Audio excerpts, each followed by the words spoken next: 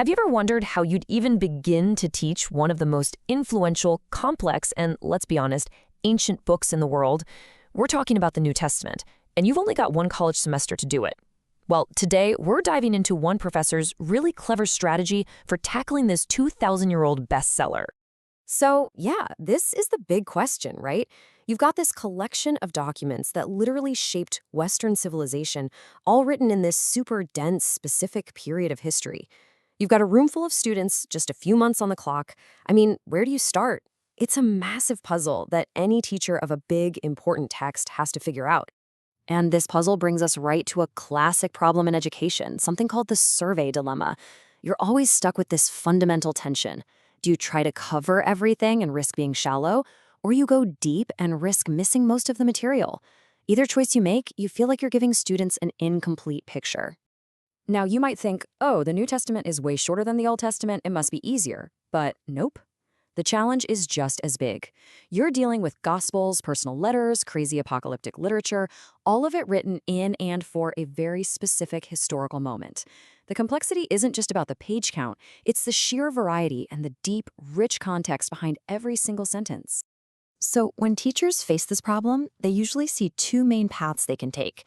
But as we're about to find out, both of these well-traveled roads have some pretty serious potholes. And this lays out the two options perfectly.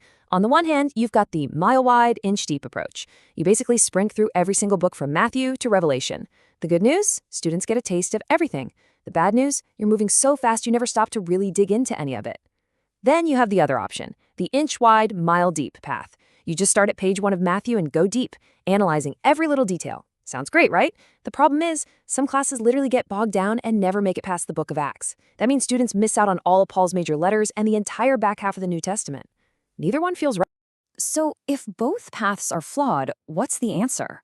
Well, this is where Professor Dave Mathewson came up with this really elegant hybrid solution that he calls the flyover approach. And it's all about getting the best of both worlds. I absolutely love this quote because it gives you such a clear mental picture. The whole idea is to treat the course like you're piloting a plane. You'll spend most of your time at 30,000 feet, getting the lay of the land, seeing the whole landscape of the New Testament. But, and this is the key, at very specific moments, you're going to dive down, get really close to the ground, and take a super detailed look at something important before climbing back up to that high altitude. So here's how the flyover method works, broken down into 4 steps. First, you gain altitude. You get that big picture, bird's eye view. Second, from up there, you start to identify the landmarks. What are the major themes, the big ideas, the mountain ranges of the text? Third, you dive down. You pick one of those crucial passages and you really study it in detail. And finally, number 4, you ascend again, always making sure to connect what you just learned on the ground back to that big picture. It's this constant dynamic shifting of perspective that makes it so effective. Okay, so that's the how. That's the method. But what about the what? The flyover approach isn't just a technique. It's also about the philosophical lenses you're using to look at these writings.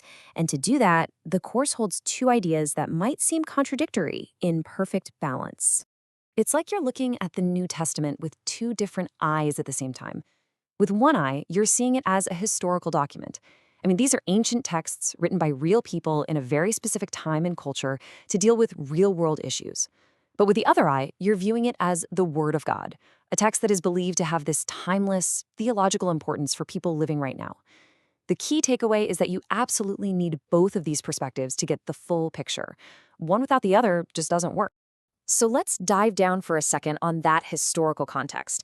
The professor really stresses that these are living, breathing documents. Think about it. Nobody in the New Testament just woke up one morning and decided, I'm going to write a chapter for a general textbook on theology. No way. For instance, when Paul wrote his letter to the Galatians, he wasn't just calmly writing an essay. He was furious. He was responding to a very specific crisis that was making him upset, and that raw emotion is baked right into the text. Understanding that human context is everything. Okay, but that brings up a huge, maybe the most important question. If these letters and stories were all written to solve very specific problems 2,000 years ago in a culture that's totally alien to ours, how on earth can they still be relevant or have any authority for us today? While the answer lies in this powerful concept called abiding validity. It's the theological bridge, if you will, that connects their world to ours. It's the idea that allows these ancient, historically specific, culturally conditioned texts to transcend all of that and still function as living, authoritative scripture for people across the millennia. It's how a first-century letter can speak to a 21st-century situation. So you've got the framework, the flyover method, and these two lenses of history and theology. So what are the actual practical tools you would need to start this journey? Well, the course recommends a sort of toolkit, perfect for any curious modern reader, not just a college student. And I love how these resources are framed. It's not just a reading list, it's a set of tools. First, obviously, you have the source, the New Testament itself. Then you need an academic map, which is basically a textbook that gives you the background, themes, and structure for each book. After that, you get a how-to guide, which focuses on that big challenge we just talked about. How do you apply these ancient texts today?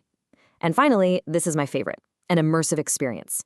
It's a fictional story that's designed to make the daily life and culture of the first century just pop off the page. Altogether, they give you a really well-rounded way to understand the material. So when you boil it all down, this whole approach is built on one simple but profound idea. Context is king. It doesn't matter if you're reading a 2,000-year-old scripture or a text message you got 2 minutes ago. The circumstances around why it was written and who it was for completely shape its meaning. And that really leaves us with a final thought to chew on. How does asking those simple questions, why was this written and who was it for, change what a text, any text really, means to you?